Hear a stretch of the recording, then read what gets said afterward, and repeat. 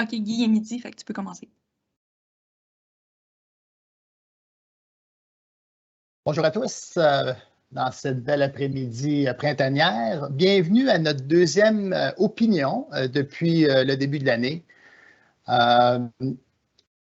Vous savez que notre opinion, c'est notre synthèse des marchés financiers. Alors, c'est vraiment l'opinion de l'équipe. Quel début d'année assez émotif.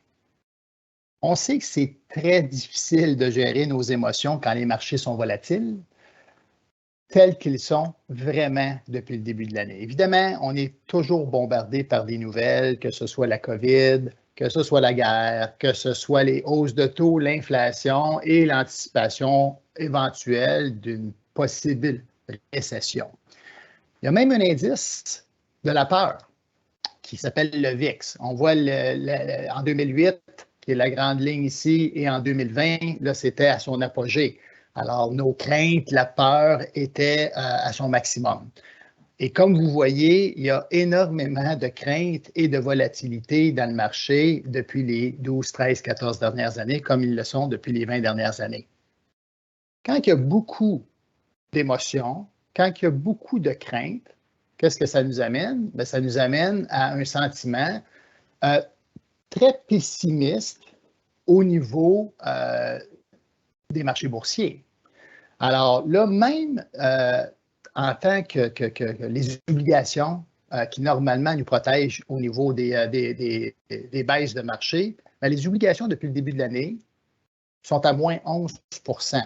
Ça, c'est la portion qui est supposée normalement nous protéger au niveau du portefeuille, causée principalement par la hausse des taux et l'anticipation future de d'autres hausses de taux. Alors, on le voit ici, alors comment vraiment débroussailler tout ça, là, pour se faire une tête, afin d'éliminer ces émotions-là. Vous allez voir, on va parler beaucoup d'émotions aujourd'hui parce qu'on sait que dans notre cerveau, il y a deux hémisphères. Et là, aujourd'hui, ce qu'on va faire, on va parler surtout de notre hémisphère gauche, qui est vraiment celui qui est le côté logique et le côté rationnel. Alors, je vais remettre beaucoup l'emphase pour ceux qui sont de longue date avec nous sur notre processus de placement qui permet justement d'éliminer les émotions de marché.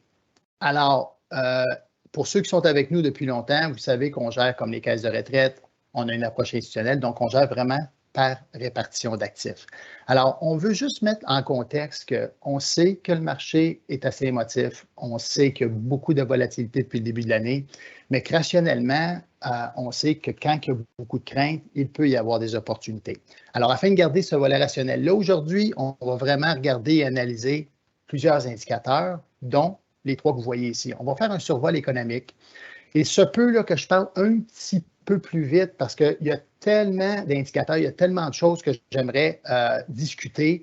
Et aujourd'hui, c'est vraiment de dire, bien, on va regarder toujours comme on fait d'habitude, volet positif, voici quel est le volet négatif, et à partir de là, de se faire une tête et comment qu'on doit positionner notre portefeuille et comment qu'on le positionne. Mais encore une fois, c'est toujours en fonction du processus que nous avons mis en place depuis toujours.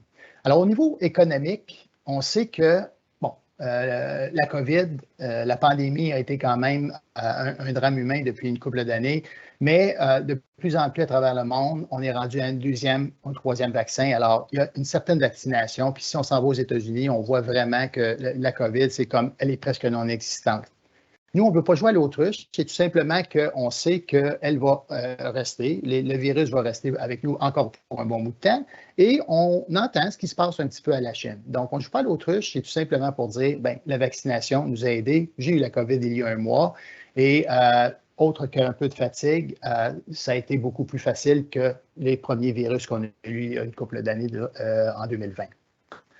Le risque que je voulais surtout prendre le temps, on a présenté cette diapositive-là au mois de janvier.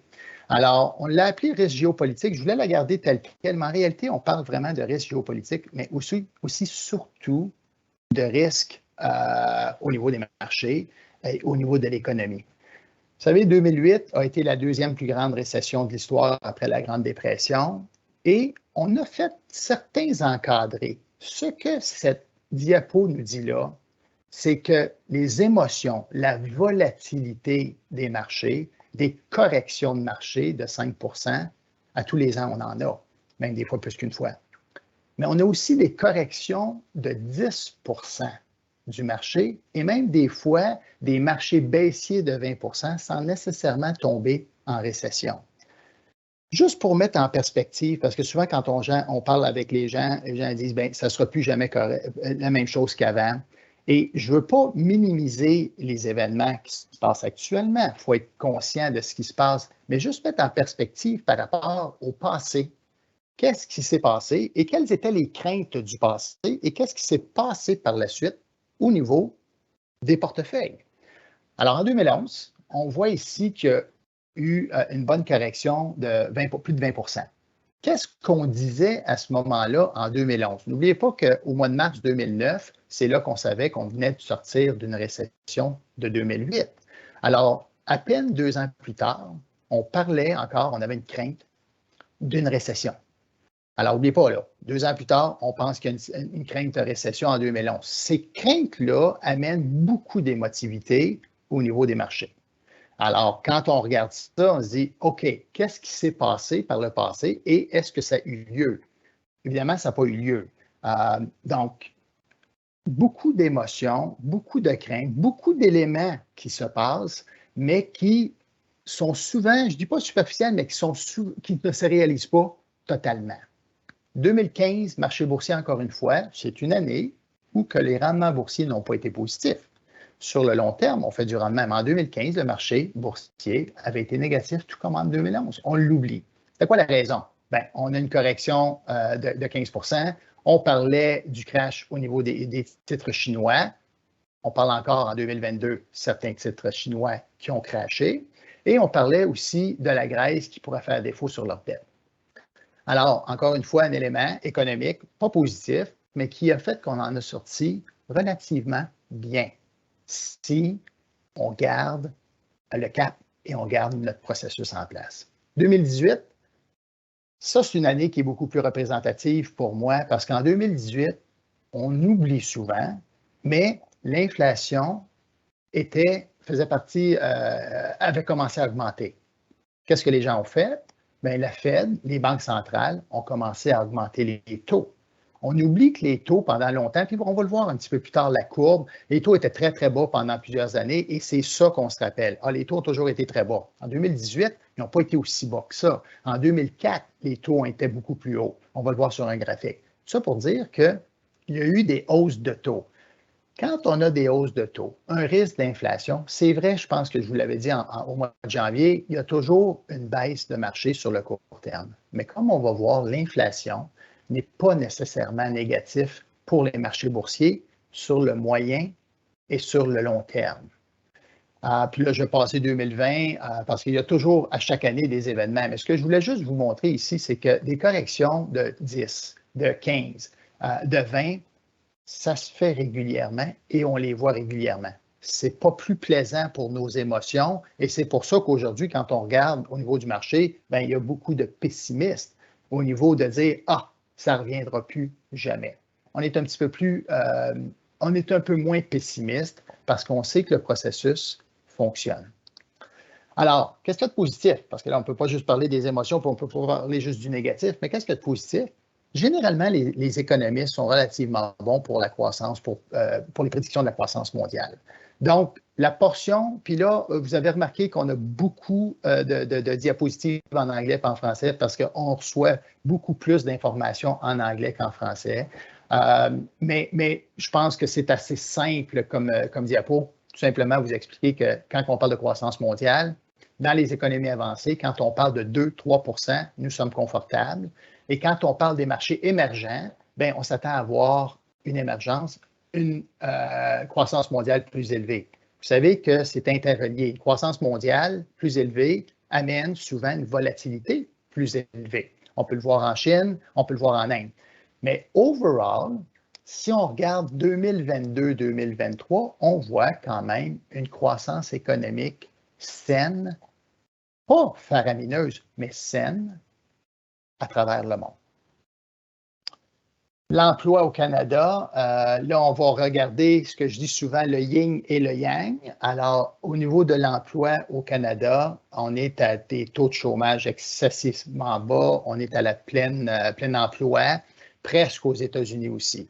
Alors, généralement, quand on parle de plein emploi, ce que ça nous dit automatiquement, puis là, on va le monter beaucoup par une image. Je pense que c'est plus facile parce que ma crainte, c'est toujours d'arriver un peu trop technique quand on fait des présentations au niveau de l'économie, mais essayer de ramener ça simplement pour faire mention que emploi, quand on est à des bas historiques, généralement, ça ne nous attend pas, ça ne nous amène pas vers une récession. Bon, avant plusieurs années, je vais quand même, on l'a laissé parce que c'est vraiment un des gestionnaires institutionnels qui, eux, croient fortement qu'il n'y aura pas une récession avant plusieurs années.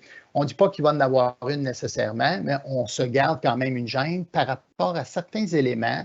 À court terme, on ne la voit pas, mais est-ce que 2023, 2024, c'est un potentiel? C'est un potentiel en fonction de comment les banques centrales vont gérer la hausse des taux. Comme on voit ici, historiquement, quand on est à des taux de chômage très, très bas, où l'emploi est très, très fort, généralement, il n'y a pas une récession en vue à court terme. Ceci dit, quand je parlais qu'il y a du positif et du négatif, par contre, le fait qu'on est en plein emploi, on sait que la dépense la plus importante dans toute entreprise, on parle toujours de la dépense salariale.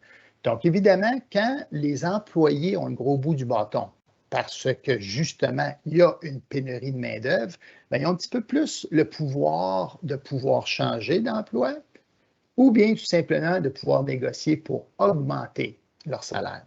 Ça va arriver, ce n'est pas anormal, ça a toujours existé. Alors, il faut suivre le volet de l'emploi, le volet de la masse salariale, et à partir de là, on verra l'ajustement. Est-ce que les entreprises vont être capables de toutes nous remettre cette augmentation-là à suivre? Par contre, ce que ça amène, c'est que les compagnies ont recommencé à investir considérablement et s'en vont souvent vers l'automatisation. Alors, ça, c'est à déterminer, encore une fois, est-ce que ça va créer une inflation? Certainement que ça ne va pas diminuer le niveau d'inflation, mais ça va certainement nous amener à regarder de près ce qui se passe au niveau de l'emploi et surtout de la masse salariale.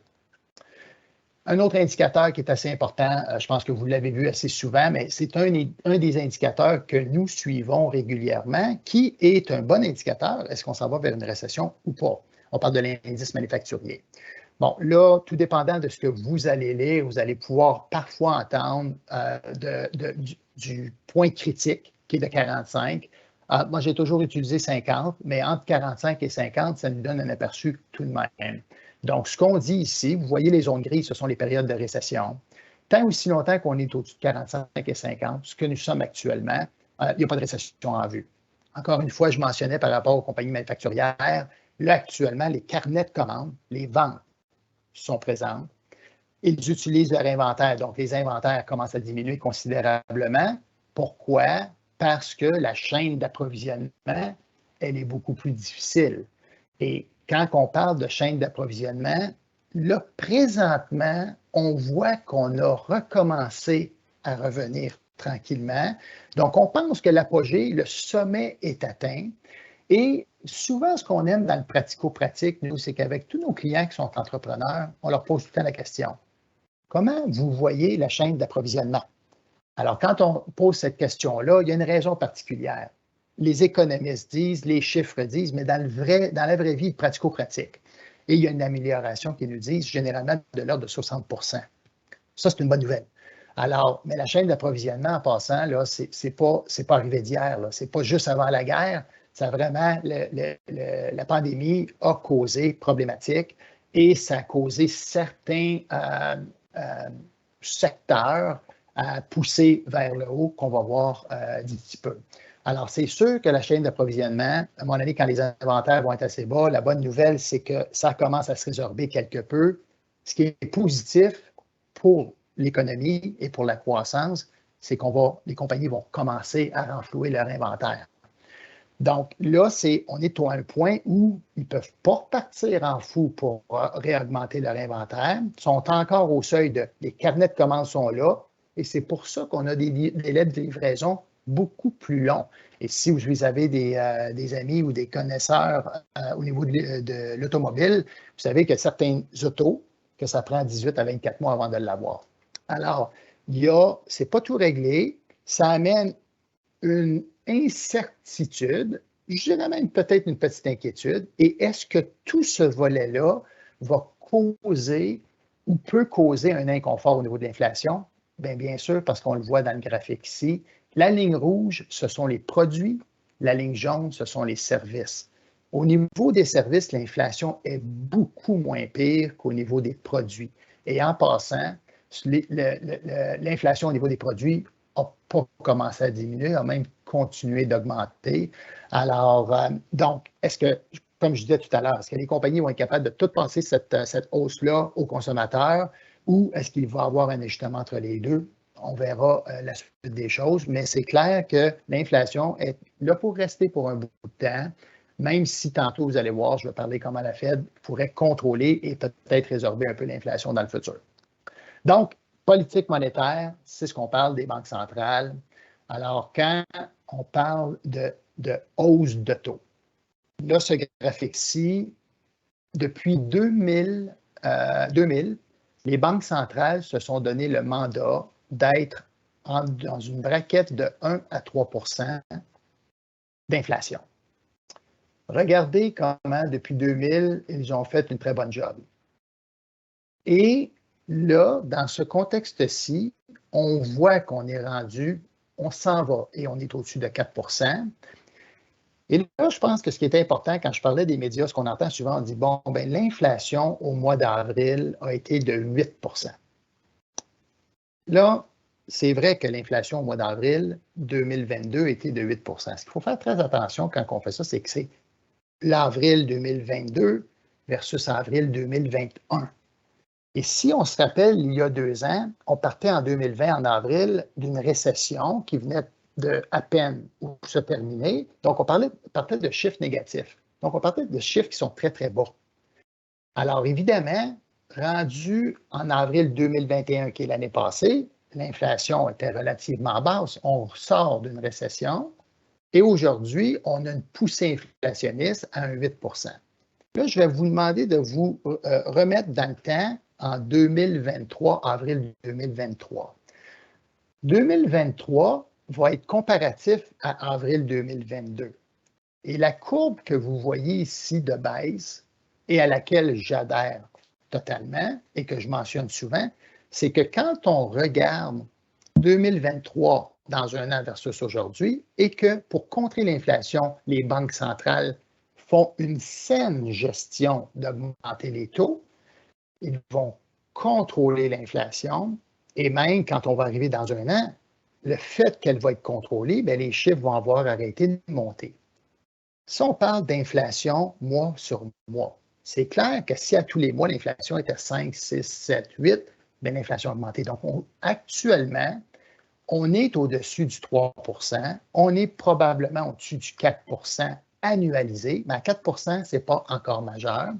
Et ce que les analystes prévoient et les économistes prévoient, c'est que dans les prochaines années, dans la prochaine année, on va voir un repli de l'inflation se rapprocher, probablement, moi c'est l'opinion que j'ai, probablement du haut de la braquette à 3 %, mais encore une fois, dans la braquette que les banques centrales veulent que nous soyons. Puis on pourra regarder celui de 2018 un petit peu plus tard. Je parle des banques centrales. Hier, la Banque centrale américaine a augmenté de 50 points de base, un demi de 1 %. C'est déjà anticipé qu'on va avoir une autre hausse au mois de juin. Là, l'anticipation, si on se fie au marché d'aujourd'hui, ils aiment moins ça. Hier, ils ont beaucoup aimé ça. Alors, encore une fois, en 2 jours, on vit des émotions assez impressionnantes. Mais ils font, et il faut croire que depuis 20 ans, ils ont fait une très bonne job pour contrôler l'inflation et on pense qu'ils vont continuer de bien contrôler l'inflation. Pourquoi je présente cette inflation anticipée dans les marchés? Je voulais quand même reculer derrière sur les 20 dernières années. On vient de mentionner qu'on veut garder entre 1 et 3 %. Alors, ça ici, c'est les taux de la Fed américaine. Puis souvent, vous allez nous entendre parler des Américains parce qu'on dit souvent quand les États-Unis éternuent, le Canada attrape la grippe. Pourquoi qu'on mentionne ça? C'est parce qu'il y a des périodes où les banques centrales, la Fed, a augmenté les taux au début des années 2000, 2005, 2006, et les marchés boursiers ont relativement bien fait. On va y revenir par rapport à l'inflation sur les marchés boursiers, sur, pas le court terme, sur le moyen et sur le long terme. Mais évidemment, par la suite, il y a eu des baisses de taux et c'est souvent ce qu'on se rappelle. Et tantôt, c'est pour ça que je voulais vous parler de 2011, je voulais parler de 2015, je voulais parler de 2018. Regardez les taux qui étaient très, très bas, l'inflation qui était presque inexistante. Malgré tout, les marchés boursiers ont été négatifs en 2011 et en 2015. On l'oublie. Pourquoi? Parce qu'il y a eu une poussée dans le temps. Et c'est pour ça que le processus de placement fonctionne dans le temps quand on reste pleinement investi. 2018 est arrivé, si vous vous souvenez, je vous ai parlé d'inflation, hausse de taux. Bien, voici la preuve. Et là, quand vous voyez les petits escaliers, c'est les hausses de taux généralement de 25 points de base. C'est ce qu'on veut dire. Alors, à partir de là, les taux ont commencé à monter. Ce n'était pas inquiétant pour les gens parce que l'inflation était sous contrôle, ce n'était pas très cher à la pompe, ce n'était pas très cher à l'épicerie. Par contre, ils ont augmenté les taux pour pouvoir contrer l'inflation qui commençait en 2018 à se rapprocher de la cible du neutre de 2 puis même un petit peu plus. Alors, quand on augmente les taux, on contrôle l'inflation. Et si les banques centrales, depuis 20 ans, ont réussi à relativement bien contrôler l'inflation, ce qu'on pense, c'est qu'ils devraient être capables, ça va être beaucoup plus difficile, mais ils devraient être capables de relativement bien contrôler l'inflation, mais avec des soubresauts et des chocs au niveau du marché boursier. Alors, ce que ça dit ici, les petits points, c'est que là, on l'a eu, l'augmentation déjà hier de 50 points de base, on va en avoir d'autres. Il y a plusieurs hausses de taux anticipées d'ici 2023.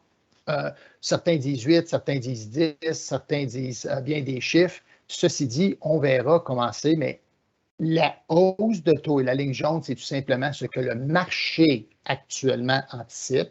Donc, on parle qu'on va augmenter les taux jusqu'à 3 et à partir de là, si on atteint ce seuil de 3 %-là, puis c'est vraiment souvent anticipé dans le marché, on sent que le contrôle de l'inflation devrait arriver. Donc, on voit 2023, 2024 et 2025. Qu'est-ce que ça veut dire? C'est qu'on va se retrouver dans une braquette de 1 à 3 %, probablement plus élevé autour de 3, mais quelque chose que pour les gens qui sont capables de gérer. Il faut parler des ressources parce que là, quand on va à la pompe, ça coûte beaucoup plus cher. La bonne nouvelle, on sait que la mauvaise nouvelle, c'est que le prix du baril du pétrole est rendu au-dessus de 105. La bonne nouvelle, c'est qu'il n'y a pas une divergence entre la consommation et la production. On le voit ici entre les deux.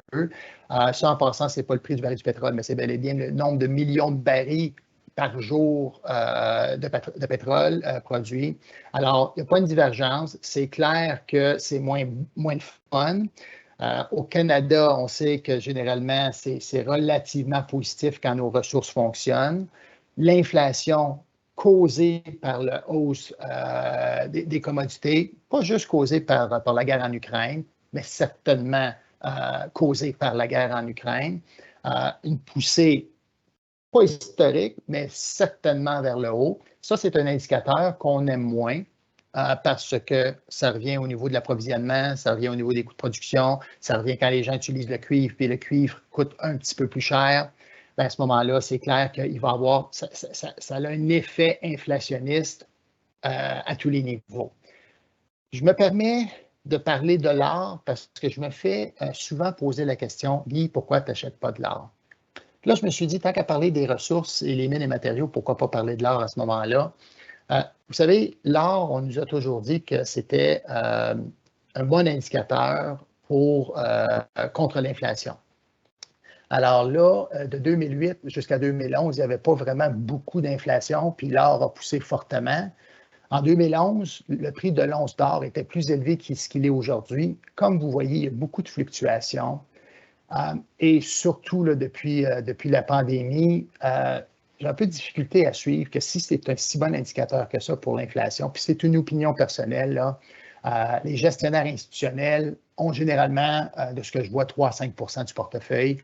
Nous, à travers nos produits qu'on délègue au niveau de la gestion, il y a un peu d'or. Mais l'idée de base, c'est que, je me dis tout le temps, le prix du baril du pétrole, le prix de l'or est à 2100 l'once. Là, il est rendu à 1800 l'once. Et donc, l'inflation est supposée d'être beaucoup plus forte qu'on pense et le prix de l'or baisse. C'est un peu ça que je voulais partager avec vous. Pourquoi souvent on n'achète pas l'or dans nos portefeuilles? Je ne suis pas convaincu tout le temps que ça fait la job nécessaire. Alors, on aime mieux par rapport à l'inflation, regarder les titres, avoir une croissance dans les titres qui va nous permettre d'avoir une plus-value. La grosse nouvelle et la bonne nouvelle, vous avez peut-être déjà vu cette diapositive-là, c'est que depuis la pandémie, l'épargne personnelle des individus, on sait comment le consommateur est hyper important pour l'économie, ont 2,7 trillions d'épargne d'accumulés depuis 2 ans. Souvent, ce n'est pas ce qu'on entend dans les nouvelles. Au Canada, c'est un petit peu différent. Je n'ai pas mis la différence entre le Canada et les États-Unis. On parle vraiment des Américains ici. Puis pourquoi, encore une fois, qu'on parle souvent des Américains? C'est parce que c'est quand même une économie, c'est quand même encore une économie forte. Et avec 2,7 trillions de liquidités sur les côtés, il y a des fortes chances qu'il va y avoir de l'injection d'argent, que ce soit dans les voyages, que ce soit dans les dépenses additionnelles. Les gens, pendant 2 ans, ne se sont pas trop promenés, ils n'ont pas trop dépensé. Ça a eu un effet très bénéfique pour leurs épargnes. Alors, il y a beaucoup de cash sur le côté, beaucoup de liquidités sur le côté. Je ne rentrerai pas dans le débat, est-ce que c'est les riches qui se sont mis encore plus riches? C'est tout simplement, il y a beaucoup d'argent d'épargne personnelle qui s'est accumulé depuis la pandémie, qui est très positif quand on regarde devant dans le contexte de croissance économique. Donc, on essaie tout le temps, là, avec vous tous, je pense que vous commencez à nous connaître, et ceux qui nous connaissent un petit peu moins, de toujours regarder le volet optimiste, puis après ça, on va regarder le volet pessimiste, parce que ce n'est pas une science exacte, ce que nous faisons. Alors, à travers tous les indicateurs que nous regardons, puis là, honnêtement, il y en a plus que ça, mais là, on voulait juste quand même en présenter quelques-uns qui, pour nous, ce n'est pas de dire que tout est beau, tout est rose, loin de là, mais que certainement, il y a des bons indicateurs qui nous donnent un élément positif, pas sur le court terme, mais sur le moyen et long terme. Et on gère tout le temps en fonction de 3, 5 et même 10 ans, quand on pense au portefeuille, surtout dans le processus de répartition d'actifs et de rester pleinement investi. Donc, quand on parle de signes de récession, on va en parler un petit peu plus tôt tantôt. Le courbe des rendements inversés, c'est un indicateur très important. On va en parler quand on sera dans la section revenus fixes, mais elle est plate.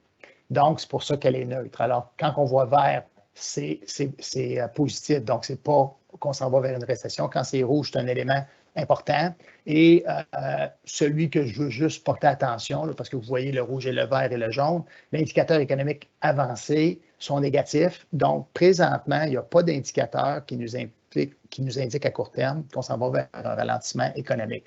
L'inflation est là. C'est un des indicateurs. Mais overall, on n'est pas dans un ralentissement économique, pas à court terme. Par contre, on a toujours des personnes qui voient d'une certaine manière, puis il faut regarder d'une autre manière. D'autres indicateurs qu'on a, Google, l'engin de recherche, c'est vraiment Google.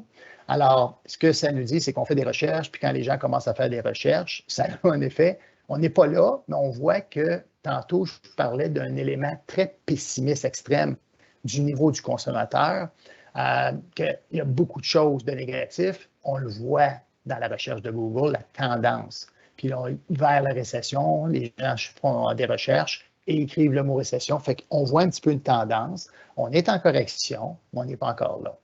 Par contre, un des éléments qui est pour nous encore assez important, puis ça revient toujours en fonction de comment les banques centrales vont gérer le tout. La politique restrictive rime souvent avec récession. Puis là, vous allez voir, je vais tout de suite m'en aller là parce qu'on ne parle pas demain matin, Mais est-ce qu'en 2023, 2024, et c'est ça tantôt quand je vous parlais de 2023, 2024, bien, on peut voir un élément ici. Ce que c'est carrément, c'est comment les taux, comment les banques centrales vont gérer les taux avec leur augmentation. Mais lorsque les taux effectifs des fonds fédéraux, donc les taux des banques centrales, dépassent que l'élément déclencheur des estimations des taux neutres, on parle des taux 5 ans, quand les taux de la Fed surpassent les taux neutres au niveau du marché, généralement, on s'en va vers un ralentissement économique. Et là, je souvent dire ralentissement économique parce qu'actuellement, ça ne serait pas une récession comme 2008, mais un ralentissement économique nous amène généralement vers une récession. Alors, pour l'instant, non. Et on parle vraiment de comment l'anticipation du marché voit les taux, comment les banques centrales vont gérer les taux. Alors, c'est un indicateur pour nous qui fait en sorte qu'on ne peut pas être hyper optimiste parce qu'un des gestionnaires nous dit voici les indicateurs qu'on présentait sur la page précédente, mais il y a quand même d'autres indicateurs qu'il faut faire attention, dont celui-ci au niveau de la politique restrictive. On va passer maintenant au volet des actions. Ce que je vais me permettre de dire, parce que là, je ne veux pas vous ennuyer avec tout l'aspect technique, il y a un chat en haut. Prenez le temps, si vous avez des questions relatives à la présentation ou certaines clarifications que vous avez besoin, de tout simplement écrire, s'il vous plaît, dans le chat. Et je vais demander à Christelle et à Myriam de m'aider, si jamais il y a des questions, de prendre le micro, de l'ouvrir. Alors, s'il y a des questions, c'est le temps de l'écrire. Puis là, je vais passer dans la section Actions. Avant revenu fixe, on va prendre des questions s'il y a des questions. Alors, n'hésitez pas, s'il vous plaît, là, à poser les questions, toujours en fonction de la présentation. Et puis, ça va me faire vraiment plaisir de pouvoir y répondre si c'est humainement possible. Alors, Myriam, Christelle, vous m'arrêtez si jamais il y a des questions, juste prendre le microphone puis dire il y a une question, puis ça va me faire plaisir d'y répondre. Au niveau des marchés, bien évidemment, il faut parler des actions. Donc là, on voit quand dans le contexte économique, on voit qu'il y a beaucoup d'émotions dans le marché. On voit qu'il y a des éléments qui ne sont pas noirs ou blancs. Il y a beaucoup de gris. Est-ce qu'il y a une tendance vers dans un danger de ralentissement économique ou pas? Actuellement, c'est difficile de déterminer oui ou non. Si on se fie juste à la volatilité des portefeuilles et aussi à la fluctuation des portefeuilles, bien, c'est beaucoup plus négatif que positif. Par contre, des fois, c'est l'anticipation, elle est trop. Puis on va en parler au niveau des obligations. C'est comme, pour nous, ça a pris tous les gestionnaires au dépourvu. Et actuellement, nos gestionnaires, il y a certains gestionnaires qui sont très, très, très positifs sur les obligations. Évidemment, quand ça a trop baissé, bien, on ne peut qu'être positif en regardant vers le futur. Mais là, on va prendre quelques minutes pour parler des actions et de regarder du cycle économique actuel. Est-ce que c'est au milieu ou à la fin? Puis là, vous allez remarquer, quand tantôt je parlais, là, il y a plusieurs diapositives qu'on utilise et toujours jusqu'à la dernière minute, on arrive pour faire des changements. Puis là, tantôt, quand je vous parlais du pessimiste extrême, je pense que je n'ai pas pris la bonne présentation.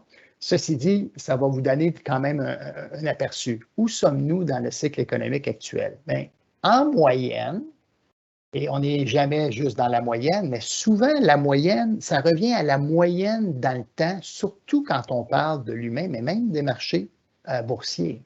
En moyenne, quand on entend parler depuis 1950, on dit que ça dure à peu près 5 ans, un marché haussier, et que les récessions durent généralement 10 mois. Donc, un des gestionnaires actuellement voit que nous sommes surtout au milieu du cycle. On avait cette semaine une conversation avec un autre gestionnaire, c'est Claudine qui l'avait, et lui, il le voit plus vers la fin du cycle. Quand on a regardé l'analyse au niveau à l'interne, puis là, c'est pour ça que je pense que je n'ai pas pris la bonne présentation, mais à l'interne, on le voit vraiment comme au milieu du cycle. Alors, on est encore dans des soubresauts, comme on voit, pas vers la fin, mais on n'est pas à la fin du cycle. On peut s'approcher, on n'est certainement pas dans le pic, dans le haut du cycle, mais on a encore une belle petite plus-value à avoir, on pense, dans la prochaine année. Marché haussier et baissier. Bon, ce que ça dit ici, c'est vraiment une correction de marché. Donc, un marché baissier, c'est ce que vous voyez en vert, c'est moins 20 %. Et le plus courte de l'histoire qu'on a eue, c'est la pandémie en 2020 avec 2 mois. Puis c'est pour ça qu'on parlait de la moyenne, c'est 10 mois. Donc, on voit qu'il y a plusieurs mois que ça peut durer. Pas le fun. Est-ce qu'on est dans un marché baissier actuellement? Non, pas encore. Est-ce qu'on va y arriver? Possiblement. Mais quand on parle de tenir le fort, de s'assurer qu'on rééquilibre, et on l'a dit à la majorité de nos clients en janvier, on a rééquilibré le portefeuille. En février, même chose.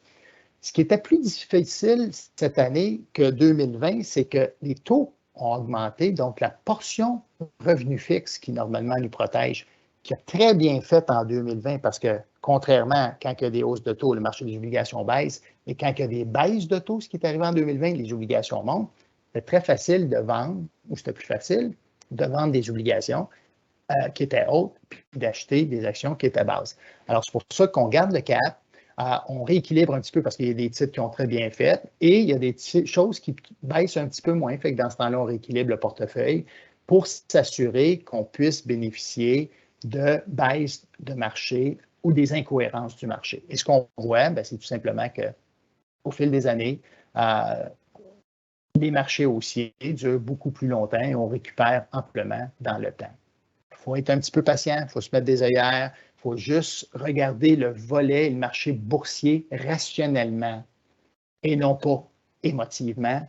Et c'est pour ça que je voulais commencer la présentation par les émotions, parce que c'est tellement facile à dire en théorie, mais tellement difficile à vivre dans le pratico-pratique. Alors, les rendements liés à une contraction, ce qu'on dit ici, c'est tout simplement le rendement total d'un titre. Et là, on est dans la portion action. Rendement total, il y a 3 éléments. Il y a la croissance des bénéfices. On est d'accord que s'il n'y a pas de profit, le rendement total va être plus bas. S'il y a des pertes, il va y avoir le rendement total va être beaucoup plus bas. Et c'est pour ça qu'on voit des fois sous la barre des rendements négatifs. Et le rendement total, c'est la ligne rouge. La variation du ratio court-bénéfice, je vais en reparler immédiatement après, parce que pour moi, c'est un indicateur qui est quand même représentatif. C'est une variable, un élément important du rendement total, et évidemment, le rendement en dividende. Si on recule un peu derrière là, et qu'on voit l'anticipation, 2020, le marché boursier avait baissé de 37 %. La bonne nouvelle, c'est qu'on achetait des titres à fort escompte. Puis quand on a des titres à fort escompte qui payent un dividende, notre dividende est très élevé. Mais actuellement, on entend souvent parler « le marché est trop cher, le marché est trop cher, le marché est trop cher ». Et un indicateur pour nous, assez facile rapidement de voir est-ce que le marché est trop cher, c'est tout simplement de comparer en fonction de l'historique. Voici où le court-bénéfice du marché canadien est. Voici où est le court-bénéfice du S&P 500 et de l'international. Donc, quand vous regardez, puis qu'on fait nos révisions de portefeuille avec vous, puis on regarde la répartition d'actifs, on parle de l'action canadienne, l'action US et l'action internationale. On a du marché émergent qui dans notre système, est inclus dans l'international, mais dans ce cas-ci, c'est vraiment Australasie. Alors, on parle des 3 grandes catégories d'actifs dans notre portefeuille. Historiquement, le marché canadien est à 15 fois les profits. Le marché US est à 16 points quelques fois les profits, puis un petit peu plus élevé au niveau de l'international à plus que 16 fois les profits. Regardez le Canada et l'international et vous allez voir pourquoi on est un peu positionné de la manière qu'on est positionné dans notre portefeuille. Pas pour le court terme, mais pour les 5 à 10 prochaines années.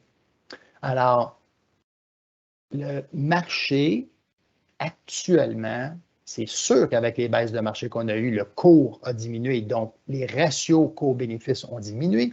C'est tout simplement mathématique. On l'avait fait en janvier, là, juste pour expliquer simplement qu'est-ce qui se passe. Mais là, actuellement, le marché n'est certainement pas cher. Est-ce que c'est une garantie qui va arrêter là et qui ne pourrait pas continuer à la baisse? C'est sûr que ce n'est pas une garantie. Par contre, la tendance est baissière. Est-ce qu'on aime l'indicateur où il est actuellement? Parce que là, techniquement, on parle d'un écart type. On est hyper confortable avec le marché boursier dans le contexte actuel. Les marchés boursiers, que je devrais dire, dans le contexte actuel. Au niveau de l'indicateur, tantôt manufacturier, ce que ça nous dit, c'est que là, on parlait tantôt du coût-bénéfice, mais la croissance des bénéfices est importante. La prédiction en fonction de cet indicateur-là, c'est que les bénéfices vont rester solides. Faire attention quand on entend les nouvelles, si le titre n'a pas atteint son bénéfice par action, souvent, à court terme, on va entendre que le titre a baissé. C'est pour ça qu'on essaie de ne pas trop écouter les nouvelles. Tout simplement regarder rationnellement, dire est-ce que cette baisse-là est justifiée? Et on va vous montrer deux exemples de titres qui, pour nous, sont hyper importants et vous allez voir pourquoi qu'on enlève souvent. Et entre vous et nous, là, on ne peut pas enlever les émotions, même pour nous totalement. Ce n'est pas le fun de voir les fluctuations, mais nos émotions viennent plutôt du fait qu'on tient à cœur nos clients et on n'aime pas ça quand il y a les émotions des gens. Mais le processus fonctionne. Et ce qu'on prévoit et ce que les analystes prévoient, c'est qu'il va y avoir encore une croissance des bénéfices solide. Donc, l'inflation et différents secteurs. On sait, là, souvent, on se fait poser la question, on devrait être en énergie. Alors, tout simplement que je voulais vous montrer ici, avec cette diapo-là, que c'est vrai qu'en général, quand il y a des hausses de taux, quand il y a une inflation, que l'énergie, donc le prix du baril du pétrole, mais l'énergie pousse à la hausse et c'est un secteur qui performe relativement bien. La moyenne, là, je l'ai mis S&P 500, la moyenne, c'est 7. Lui, il est beaucoup plus fort. Tout le reste des autres secteurs, c'est relativement le même rendement. Il y en a qui performent un petit peu mieux, mais d'où l'importance de faire la diversification, même à l'intérieur des catégories d'actifs, entre autres, les actions. Alors, souvent, on dit souvent, vous nous entendez dire, on n'est pas assez intelligent pour savoir est-ce qu'on veut s'en aller tout dans l'énergie. Actuellement, ce que nous sommes dans notre portefeuille d'actions canadiennes, l'énergie, on est un peu surpondéré par rapport à l'indice. Puis il y a d'autres secteurs qu'on est un peu sous-pondéré et c'est pour ça que quand on parle de notre portefeuille d'actions, on parle toujours plus en sens de Nord-Amérique parce qu'aux États-Unis, il y a des secteurs que nous, au Canada, comme vous savez tous, et vous nous avez entendu parler souvent, il y a 3 secteurs sur 10 qui représentent 70 de la performance, dont les ressources, énergie et matériaux et les finances. Mais encore une fois, c'est tout simplement pour montrer que l'inflation n'est pas nécessairement négative à long terme. Puis long terme, là, pour nous, là, actuellement, c'est rare que je dise ça, mais c'est 1 an, 2 ans. Mais sur les 3 prochaines années, l'inflation n'est généralement pas négative pour le marché boursier. Encore moins pour les titres de valeur. Et cette partie-là est intéressante. Là, tantôt, je vous mentionnais que l'inflation était au-dessus de 4. Donc, l'inflation annualisée, si elle se maintient élevée, les titres valeurs, et c'est notre approche à 80 d'avoir des titres valeurs. Donc, vous nous avez entendu parler de la valeur économique ajoutée. C'est un style valeur. Donc, ça ne veut pas dire que dans des périodes d'inflation, le marché boursier ne va pas bien. C'est ce que je mentionnais tantôt. En voici un exemple. Par contre, quand il y a des hausses de taux et l'inflation, elle est là, vous avez vu ici, les titres qui sont plus croissance sont beaucoup plus impactés. Bon, ça fait 10 ans que les titres croissance, les Microsoft de ce monde, poussent fortement à la hausse. Alors, c'est juste un peu la norme. Et c'est pour ça qu'en termes de diversification et de gestion, nous voulons des styles différents, valeur et croissance, parce que overall, on protège l'actif. Mais on peut arriver dans une période actuellement comme ça de surpondérer un peu la portion valeur de notre portefeuille. 2 titres. Un, c'est tout simplement qu'on voulait montrer des fois certaines incohérences. Puis là, on pourrait même en parler de Power Corp. Je ne l'ai pas vu aujourd'hui, mais il est descendu à 33. En 2020, Power Corp, c'était probablement un des titres valeurs qui faisait complètement du sens. Le titre se transigeait autour de 20-22 $. Alors, je vais juste parler de 2017. La profit d'opération après impôt. Ceux qui sont habitués de m'entendre parler de NOPAT, c'est Net Operating Profit After Tax, c'est ce dont nous parlons. La profitabilité a passé de 2,9 milliards de profit en 2019 à 3,5 milliards en 2020. En pleine crise de pandémie. Quand on regarde ce portefeuille-là, payer un dividende de 4,5 à ce moment-là, Le titre avait baissé à 20 et à 20, le dividende était beaucoup plus élevé. Le cours avait baissé. Donc, notre raison en 2020, et on détient toujours PowerCorp dans le portefeuille. Je ne sais pas si on va le détenir pour le restant de nos jours, mais le fait qu'on l'a acheté beau, bon, pas cher, puis qu'on a été patient avec le titre, on a un dividende de 8-9 % sur l'achat du titre. Donc, vous allez voir tantôt les expectatives des rendements futurs sur les 10 prochaines années. Alors, c'est un titre qu'on a acheté, mais ce qu'on aime, c'est la profitabilité de l'entreprise. Assez pour PowerCorp. Google. On a l'indicateur tantôt qu'on mettait dans Google, mais Google, qu'on n'aime pas, demeure le leader d'engins de recherche à travers le monde. Et souvent, on entend les gens qui vont nous dire « Ouais, mais Google, ça va diminuer, ça va être moins bon. » C'est certainement, ça va fluctuer au fil du temps. Ce qu'on veut mettre sur cette slide-ci, qu'on n'a pas fait avec PowerCorp, c'est que depuis le début de l'année, puis là, ça fluctue pas mal cette semaine, mais depuis le début de l'année, Google avait baissé de 20 %. Le titre était à 3 000 $. 20 %, ça veut dire qu'il est rendu à 2 400 $. On a commencé à l'acheter autour de 2 700 $. Le titre fait moins 20. Nous faisons moins 12. Donc, on perd de l'argent pour vous sur papier actuellement. La bonne nouvelle, c'est qu'on a attendu de la baisse. Est-ce qu'on pensait qu'il était pour continuer de baisser comme ça? On était pas mal convaincus que non, pour une raison particulière. Et là, c'est pour ça qu'on est encore plus à l'aise avec Google dans le portefeuille, mais il vous pénalise. Et quand on le voit, on va dire, mon Dieu, on perd de l'argent avec Google. C'est vrai sur le court terme, sur papier. Mais je veux juste vous porter attention à sa profitabilité après impôt. En 2020, puis on a vraiment les derniers résultats, en mars 2020, il faisait 41 milliards de profit, exactement en plein milieu quand la récession a été frappée par la pandémie. En 2021, un an plus tard, il faisait 50 milliards de profit. Ils ont augmenté de 9 milliards de profit dans un an. En 2022, ils ont augmenté de 29 milliards, ils sont rendus à 79 milliards de profit. On vous a juste montré cette diapo-là, cette image-là. Comme vous savez, il y a plusieurs différents secteurs. Il y a la performance comptable, performance économique, la performance au marché. Mais c'était tout simplement pour nous dire, des fois, dans des moments de pessimisme, d'émotif total, on parle souvent d'opportunités. Ce n'est pas pour juste vous dire des choses pour être optimiste, c'est tout simplement qu'il y a une raison des fois quand on dit qu'il y a des incohérences dans le marché.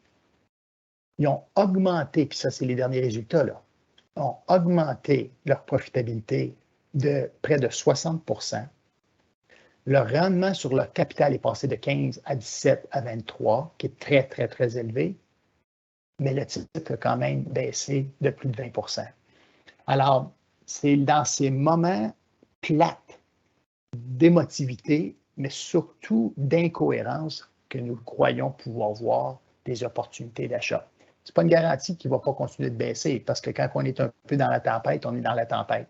Par contre, quand on regarde l'opportunité, on pense que ça peut être un titre encore à long terme qui pourrait être très positif dans un portefeuille. Là, est-ce qu'ils vont continuer d'avoir cette croissance-là de profitabilité pour le restant de leur jour? Probablement pas. À un moment donné, on arrive à une certaine grosseur. Mais je ne pense pas que Google, si on se fie sur l'entreprise, que la croissance future a terminé. Une petite aparté sur le risque de concentration, et c'est pour ça qu'on revient toujours sur la diversification. Dans un processus, gérons par répartition d'actifs. Ayons certaines catégories d'actifs pour pouvoir passer à travers la tempête plus facilement.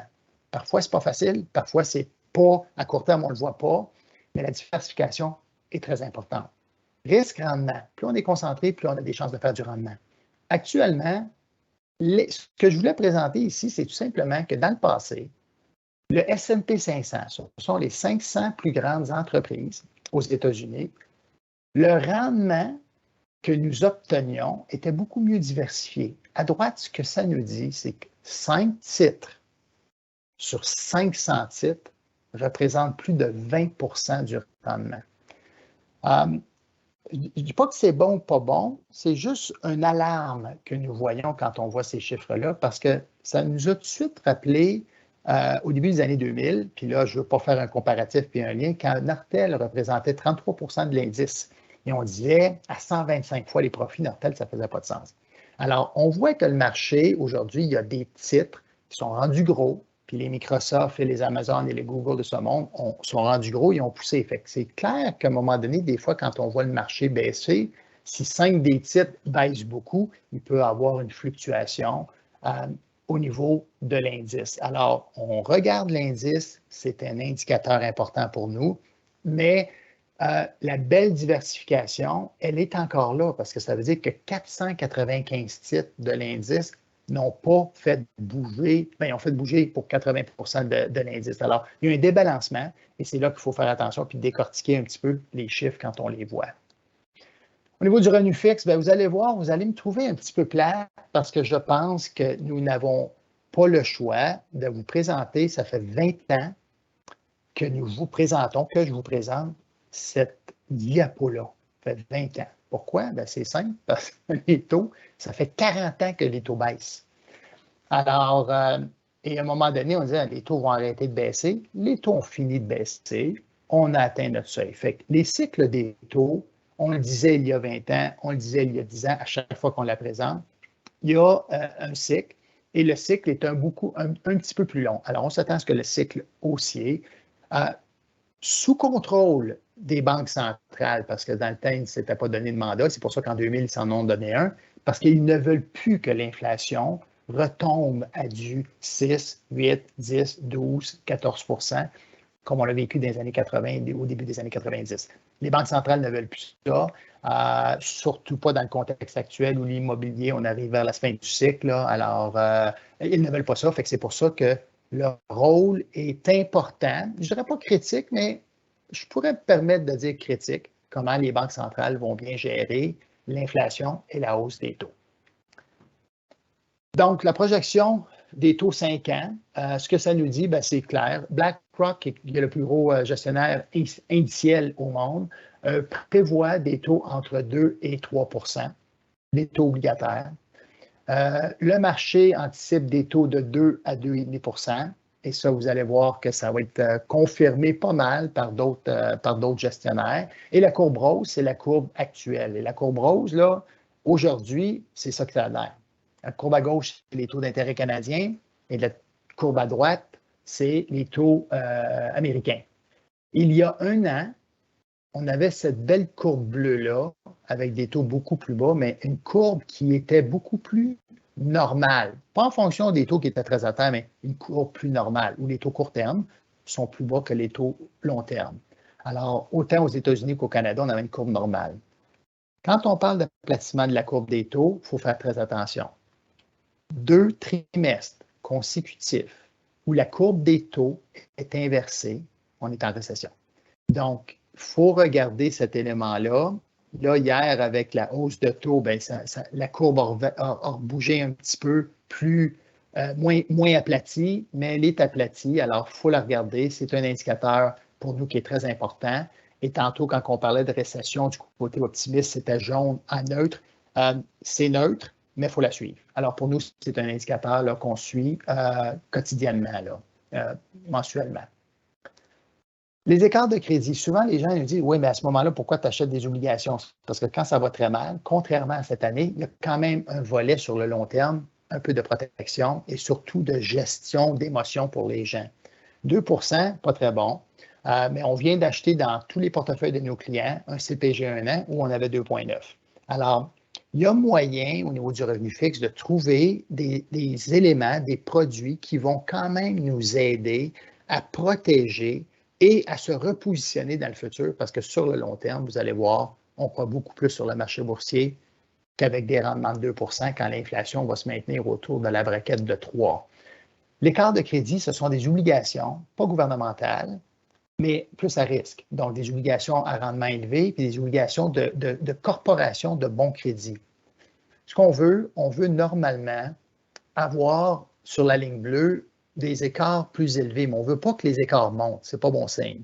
Alors, actuellement, on n'est pas très positif sur les obligations à haut rendement et à bon crédit parce qu'il n'y a pas beaucoup d'écart entre les deux. Alors, à rendement, à bon crédit, on aime mieux, mais présentement, on est un peu défensif sur les obligations avec un petit peu plus de volatilité. Je vais le présenter comme ça.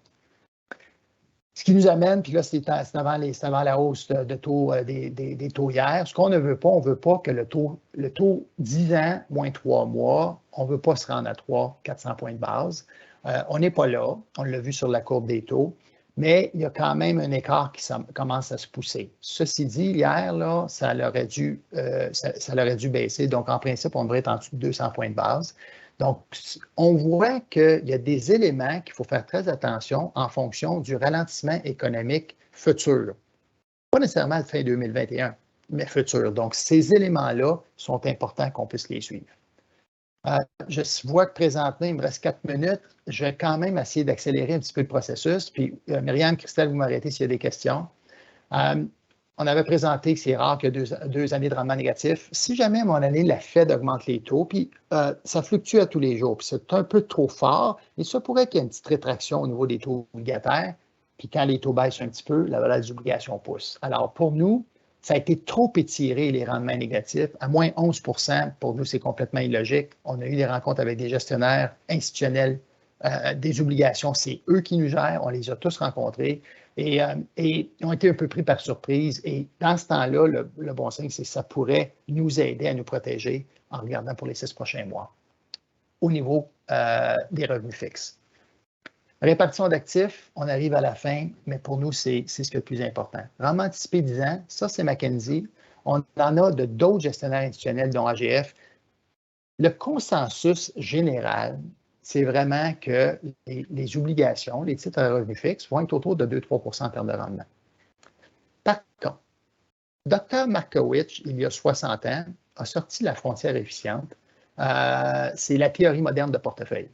C'est encore très applicable et quand on parle d'une approche institutionnelle, de répartition d'actifs, qu'on fait depuis toujours, même avant la vente avec la financière, cette frontière efficiente-là, ce qu'elle veut dire, c'est qu'on voit que les revenus fixes en bleu, on voit que les actions en rouge et en jaune, les produits alternatifs, d'avoir une diversification et d'avoir un melting pot en gérant par répartition d'actifs va faire en sorte qu'on est capable de diminuer la volatilité du portefeuille. La frontière efficiente, c'est d'avoir le moins de volatilité possible. Dans le terme technique, c'est l'écart type, le moins de volatilité possible avec le meilleur rendement prévu potentiel. Je vais juste faire quelques petits points. Entre la Chine pure et les actions de marché émergents. Si on regarde la courbe ici, si on achète pure Chine, on aurait un rendement d'un peu plus que 8, avec un écart type ou une volatilité de 30. Si on achète le marché émergent, on est en mode 25 avec le même rendement. Pourquoi concentrions-nous d'acheter en Chine quand on peut acheter dans les marchés émergents? Là, les marchés émergents, là, je ne rentrerai pas trop technique, mais c'est beaucoup plus volatile. Donc, ça veut dire que pour chacun des clients, il faut s'ajuster. Il y a des marchés émergents pour nos clients, mais quelqu'un qui va décaisser avec une grande volatilité dans des marchés qui sont moins plaisants, à ce moment-là, on peut cristalliser une partie. C'est pour ça que des fois, quand on gère les portefeuilles puis qu'on décaisse, on ne décaissera pas nécessairement la portion du marché émergent. Ça, Claudine fait une excellente job de pouvoir décaisser en fonction de chacune des catégories d'actifs. La diversification. Regardez l'anticipation, puis 5 et 10 ans en passant sont pas mal les mêmes chiffres.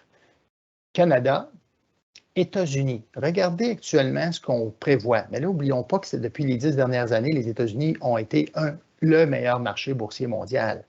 Mais ce qu'on prévoit sur les 10 prochaines années, un rendement correct, au-dessus de 6 au niveau des actions américaines, mais avec un peu plus de volatilité des actions canadiennes.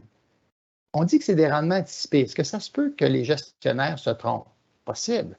Regardez l'international.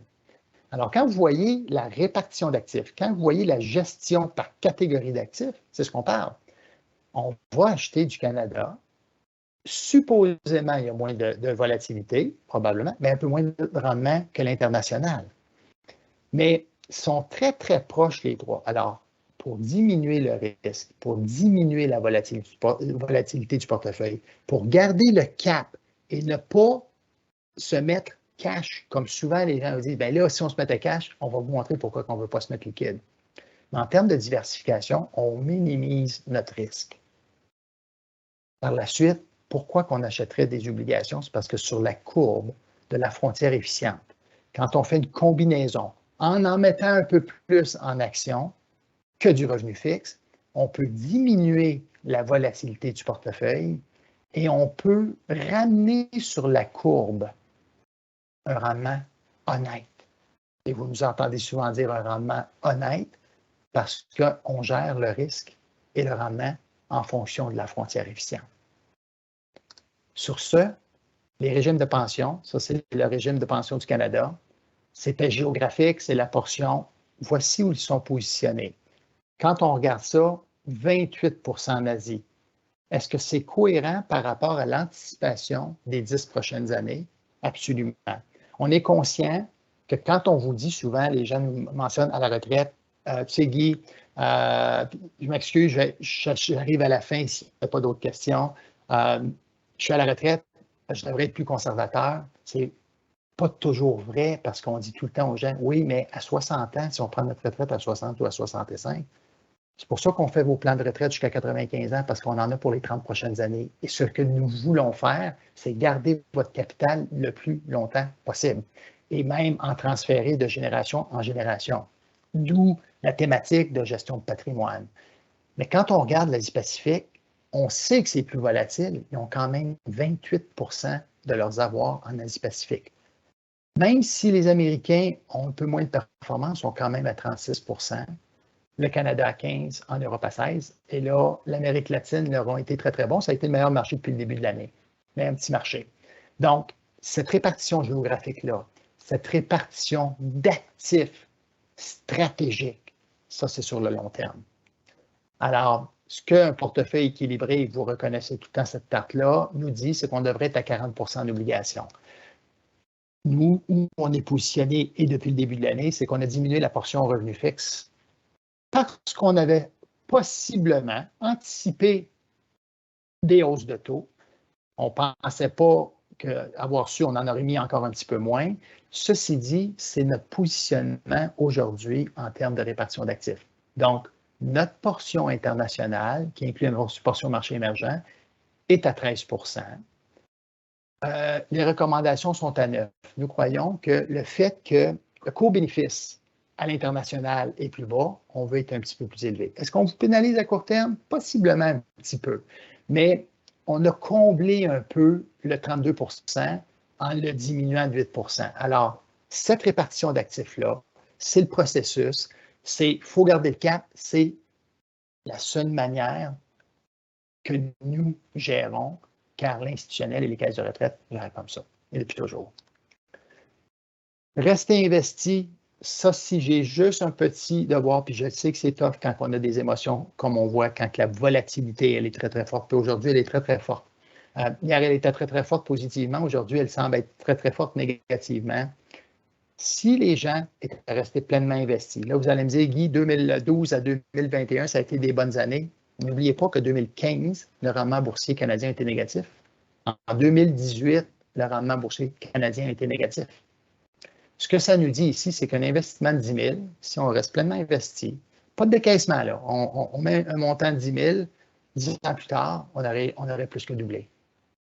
Si on sort du marché, la meilleure journée, puis là, je comprends que c'est juste pour démontrer de rester plus investi, mais si on sort la meilleure journée, et généralement, si on sort, on ne sortira pas juste une journée pour rentrer le lendemain, mais si on manque la meilleure journée, bien, les 10 meilleures journées, donc la meilleure journée par année sur 10 ans, on tombe considérablement en termes d'avoir. 20 ans et 30 jours, pas 20 ans, mais 20 jours et 30 jours. Le 30 jours, ce qu'on dit, c'est qu'on sort les 3 meilleurs jours de l'année à chaque année pendant 10 ans. Et c'est pour ça que des fois, on entend que sur le marché boursier, on ne fait pas d'argent. Alors, voici un exemple pourquoi certaines personnes ne font pas d'argent. C'est pour ça que quand on se parle, quand on fait des révisions de portefeuille, on dit tout le temps, on va être pleinement investi, on ajuste notre répartition d'actifs en fonction du contexte économique et on essaie tout simplement de toujours diminuer le risque du portefeuille. Et c'est pour ça que la cote de risque que vous voyez, quand on tient entre 2, tout dépendant comment on est, mais entre 3 et 4,5, c'est là qu'on essaie de se mettre sur la frontière efficiente pour diminuer le risque, diminuer la volatilité et essayer de vous donner un rendement net.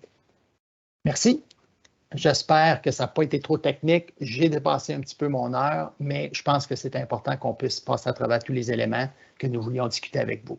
Sur ce, je vais juste demander à Christelle et ou Myriam s'il y a des questions. Si oui, je suis prêt à rester. Sinon, merci de votre attention.